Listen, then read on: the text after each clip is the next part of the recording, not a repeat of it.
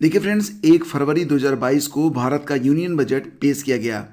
इस वीडियो में हम लोग यूनियन बजट 2022-23 से संबंधित सभी महत्वपूर्ण बिंदुओं को ध्यान से देखेंगे और ये समझेंगे कि इस पूरे बजट का सार संक्षेप क्या है। तो पूरा वीडियो आप लोग देखते रहिए। सबसे पहले देखते हैं कि बजट क्या होता है। देखिए फ्रेंड्स, भारतीय संविधान के आर्टिकल 112 के अनुसार केंद्रीय बजट देश का सालाना वित्तीय लेखा जोखा होता है। सरकार बजट के जरिए वित्तीय वर्ष के लिए अपनी अनुमानित कमाई और खर्च का विवरण पेश करती है। बजट के जरिए सरकार यह बताती है कि आगामी वित्त वर्ष में वह अपनी कमाई की तुलना में कितना खर्च कर सकती है।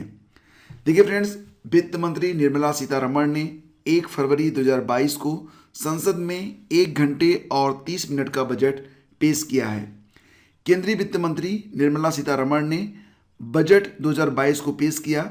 इसमें इनकम टैक्स स्लैब में कोई बदलाव नहीं किया गया। किसानों, स्टार्टअप्स के लिए सरकार ने कई योजनाओं का ऐलान भी किया है। क्रिप्टो करेंसी से होने वाली इनकम पर 30% टैक्स लगा दिया गया है और इस बजट में 16 लाख नौकरियां देने का वादा किया गया है। देखिए फ्रेंड्स, बजट से यूपी को प्रमुख तौर से क्या क्या मिला है। तो सेंट्रल टैक्स से यूपी को कुल कितना 1,46,498 करोड़ रुपए मिलेंगे। फिनांस कमीशन से 15,003 करोड़ रुपए मिलेंगे।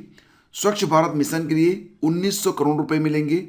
जल जीवन मिशन के लिए 13,000 करोड़। रोड हाईवे के लिए 16,300 करोड़।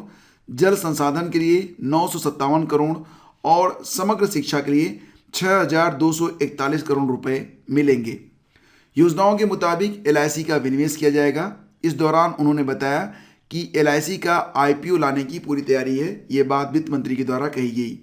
वहीं वित्त मंत्री ने कहा कि एयर इंडिया के विनिवेश की प्रक्रिया भी पूरी हो चुकी है। मुख्य रूप से देखा जाए तो 4 बड़े ऐलान जो किए गए हैं उसमें 5 साल में 60 लाख नई नौकरियां, 1 साल में 80 लाख आवास, 2.37 लाख करोड़ की MSP सीधे खाते में जाएगी। राज्य सरकार के कर्मचारी NPS में 14% अंश दे सकेंगे। एम्बेडेड चिप वाले पासपोर्ट भी जारी होंगे 2022-23 में। 5G मोबाइल सेवाएं शुरू हो जाएंगी 2022-23 में ही। RBI डिजिटल रुपया जारी करेगा। जिस प्रकार से आपने देखा था कि क्रिप्टो करेंसी वगैरह होती है, उसी प्रकार से भारत भी अब डिजिटल रुपया जारी करने जा रहा है, जिसको आप डिजिटल करेंसी कह सकते हैं। 1.5 लाख डाकघर कोर बैंकिंग से जुड़ेंगे। यूनियन बजट 2022 क्या होगा सस्ता। कपड़ा, चमड़े का सामान होगा सस्ता। मोबाइल फ़ोन और चार्जर भी सस्ता होगा। तो बहुत सारे लोग जो मोबाइल खरीदने वाले हैं थोड़ा सा वेट कर लें। हीरे की ज्वेलरी भी सस्ती होगी। खेती का सामान सस्ता होगा। पॉलिश, हीरे पर कस्टम ड्यूटी घटाई गई। विदेशी मशीनें सस्ती होंगी। खेती का सामान सस्ता होगा। इलेक्ट्रॉनिक आइटम भी सस्ते होंगे। जूते और चप्पल भी सस्ते होंगे। और क्या महंगा होगा, तो विदेशी छाता थोड़ा महंगा हो जाएगा। इमिटेशन ज्वेलरी पर 400 रुपये प्रति किलो कस्टम ड्यूटी लगेगी। ये जो आर्टिफिशियल ज्वेलरी होती है वो महंगी हो जाएगी। कैपिटल गुड्स पर छूट खत्म। इनकम टैक्स स्लैब में कोई बदलाव नहीं किया गया। 350 से ज़्यादा कस्टम ड्यूटी रियायतों को खत्म किया जाएगा। राज्य सरकार के कर्मचारियों के सामाजिक सुरक्षा लाभों में मदद करने और उन्हें केंद्र सरकार के कर्मचारियों के बराबर लाने के लिए केंद्र और राज्य सरकार के कर्मचारियों की कर कटौती की सीमा 10% से बढ़ाकर 14% की जाएगी। सरकार ने वर्चुअल करेंसी से कमाई पर बड़ा टैक्स लगाने का ऐलान किया है, यानी कि क्रिप्टो करेंसी को टैक्स के दायरे में लाया जाएगा और इससे कमाई पर 30% का टैक्स लगेगा। देखिए फ्रेंड्स, केंद्रीय वित्त मंत्री निर्मला सीतारमण ने बजट में ऐलान करते हुए कहा कि आर्टिफिशियल गहने महंगे होंगे। इसके अलावा कैपिटल गुड्स और विदेशी छाते भी महंगे होंगे। ईज ऑफ डूइंग बिजनेस 2.0 को बजट 2022 की घोषणा के अनुसार लॉन्च किया जाएगा। वित्त मंत्री निर्मला सीतारमण ने कहा कि minimum government and maximum governance के प्रति सरकार प्रतिबद्ध है। 1,486 यूनियन कानूनों के निरस्त होने के साथ ease of doing business 2.0 launch होगा। हम विश्वास आधारित सरकार के विचार का पालन करेंगे। बजट लाइव सौर क्षमता के लिए 19,500 करोड़ रुपए का अतिरिक्त आवंटन किया गया है। वित्त मंत्री निर्मला सीतारमण ने कहा कि 2030 तक सौर क्षमता के 280 गीगावाट के लक्ष्य को प्राप्त करने के लिए 19,500 करोड़ रुपए का अतिरिक्त आवंटन किया जाएगा। कारपोरेट सरचार्ज 12% से घटाकर 7% किया जाएगा। केंद्रीय वित्त मंत्री निर्मला सीतारमण ने कहा कि कारपोरेट सरचार्ज 12% से घटाकर 7% किया जाएगा और रिकॉर्ड 1,40,986 करोड़ रुपए का जीएसटी संग्रह। तो केंद्रीय वित्त मंत्री ने कहा कि रिकॉर्ड 1,40,986 करोड़ रुपए का जीएसटी संग्रह जनवरी में मिला है। यह जीएसटी शुरू होने से लेकर अब तक का सबसे ज़्यादा जीएसटी संग्रह है। टैक्स फाइलिंग में गलती सुधारने के लिए 2 साल का मौका मिलेगा। वित्त मंत्री ने कहा कि आयकर की घोषणा में कोई गलती है तो इसे 2 साल में सुधारा जा सकता है। इसके लिए उसे अपना रिटर्न अपडेट करना होगा। इससे मुकदमेबाजी कम होगी। लोगों को 2 साल में अपनी घोषित आय में सुधार करने की अनुमति भी मिलेगी। क्रिप्टो करेंसी को लेकर ऐलान।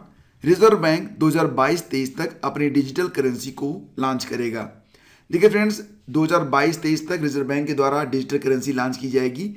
इसके लिए ब्लॉकचेन और अन्य टेक्नोलॉजी का इस्तेमाल किया जाएगा। 2000 किलोमीटर रेल नेटवर्क को स्वदेशी तकनीक कवच के तहत लाया जाएगा। तो वित्त मंत्री ने कहा कि सुरक्षा और क्षमता वृद्धि के लिए 2000 किलोमीटर रेल नेटवर्क को स्वदेशी तकनीकी कवच के अंतर्गत लाया जाएगा। ई पासपोर्ट साल 2022-23 से ही जारी किए जाएंगे, जो ई चिप वाले पासपोर्ट होते हैं। तो बजट में विदेश जाने वालों के लिए बड़ा ऐलान किया गया है। इसके तहत साल 2022-23 से चिप वाले ई पासपोर्ट जारी किए जाएंगे। और वित्त मंत्री निर्मला सीतारमण ने यह भी कहा कि फसल का मूल्यांकन करने, भूमि अभिलेखों के डिजिटलकरण, कीटनाशकों और पोषक तत्वों के छिड़काव के लिए किसान ड्रोन का उपयोग करेंगे और ड्रोन के उपयोग को बढ़ावा दिया जाएगा। पीएम आवास योजना के तहत यानी कि प्रधानमंत्री आवास योजना के तहत 80 लाख मकान बनाए जाएंगे। 2022-23 में पीएम आवास योजना के तहत 80 लाख मकान बनाए जाएंगे। इसके लिए 48,000 करोड़ रुपए का फंड रखा गया है। और कोरोना काल में पढ़ाई का काफ़ी नुकसान हुआ है। तो वित्त मंत्री ने कहा कि एक कक्षा एक टीवी चैनल को कक्षा 12 से बढ़ाकर 200 टीवी चैनल लॉन्च किए जाएंगे। इसके अलावा डिजिटल विश्वविद्यालय की स्थापना भी की जाएगी। अगले 3 सालों में 400 नई वंदे भारत ट्रेनें तैयार की जाएंगी। तो अगले 3 सालों में 400 नई वंदे भारत ट्रेनें तैयार होंगी। ये वित्त मंत्री ने कहा है बजट भाषण के दौरान। लोकसभा में वित्त मंत्री निर्मला सीतारमण ने बजट पेश करते हुए कहा कि भारत की विकास दर 9.27% रहने का अनुमान है। उन्होंने कहा कि यह विकास दर बड़ी अर्थव्यवस्थाओं में सबसे ज़्यादा है और यह दूसरा मौका होगा जब वित्त मंत्री निर्मला सीतारमण ने बिना कागज के संसद में बजट पढ़ा है। तो दूसरी बार पेपरलेस बजट पेश किया गया। 2022-23 का जो बजट है यह पेपरलेस बजट रहा। इसके पहले 2021-22 का जो बजट था वो भी पेपरलेस हुआ था। तो पहला जो पेपरलेस बजट था 2021 में था, दूसरा पेपरलेस बजट 2022 में पेश किया गया और अब लगता है कि आगे जो भी बजट होंगे वो पेपरलेस ही रहेंगे। रक्षा में अनुसंधान या रिसर्च के लिए 25% का बजट बढ़ाया गया है। वित्त मंत्री ने ऐलान किया कि सरकार की ओर से रक्षा में अनुसंधान या रिसर्च के लिए 25% बजट एलोकेशन बढ़ाया जाएगा। इस बजट में डिफेंस सेक्टर के लिए काफ़ी ध्यान दिया जा रहा है क्योंकि सीमाओं पर अतिरिक्त परिस्थितियां हैं और 2022 में ही 5G सर्विस शुरू हो जाएंगी। लेकिन ये सभी यानी कि अगर आप सोच रहे हैं कि लोकल और स्थानीय जितने भी स्टेशन हैं हर जगह स्टार्ट हो जाएगा तो ऐसा पॉसिबल नहीं है। कुछ प्रमुख शहरों में 2022 में 5G सेवाएं शुरू हो जाएंगी। और देखिए फ्रेंड्स, मोबाइल फ़ोन भी सस्ते हो रहे हैं, लेकिन मैं यही कहूँगा कि आप फीचर्स देखकर और 5G देखकर मत लें।